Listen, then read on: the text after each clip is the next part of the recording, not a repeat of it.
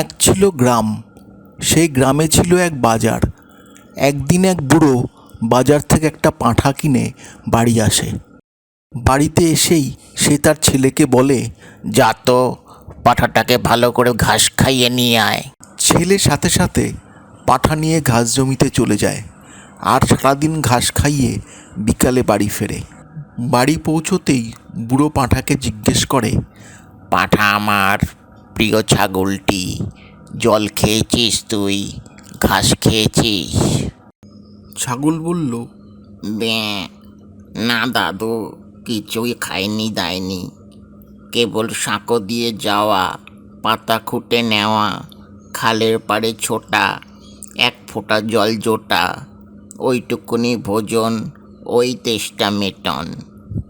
পাঁঠার কথা শুনে বুড়ো প্রচণ্ড রেগে গেল আর সাথে সাথে ছেলেকে বার করে দিল বাড়ি থেকে।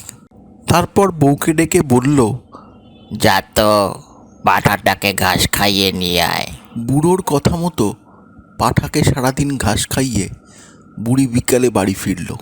বাড়ি পৌঁছতেই বুড়ো পাঁঠাকে জিজ্ঞেস করে, পাঁঠা আমার প্রিয় ছাগলটি, জল খেয়েছিস তুই, ঘাস খেয়েছিস?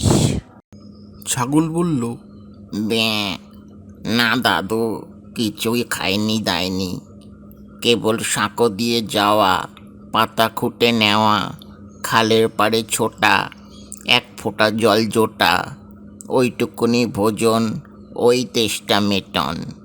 শুনে বুড়ো প্রচণ্ড রেগে গিয়ে বুড়িকেও বার করে দিল বাড়ির থেকে। তারপর নিজেই পাঁঠা নিয়ে গেল ঘাস খাওয়াতে।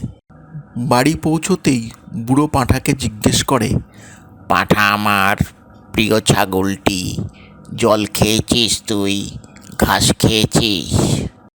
ছাগল বলল, ব্যাঁ, না দাদু, কিছুই খাইনি দেয়নি, কেবল সাঁকো দিয়ে যাওয়া, পাতা খুঁটে নেওয়া, খালের পাড়ে ছোটা, এক ফোঁটা জল জোটা, ওইটুকুনি ভোজন, ওই তেষ্টা মেটন।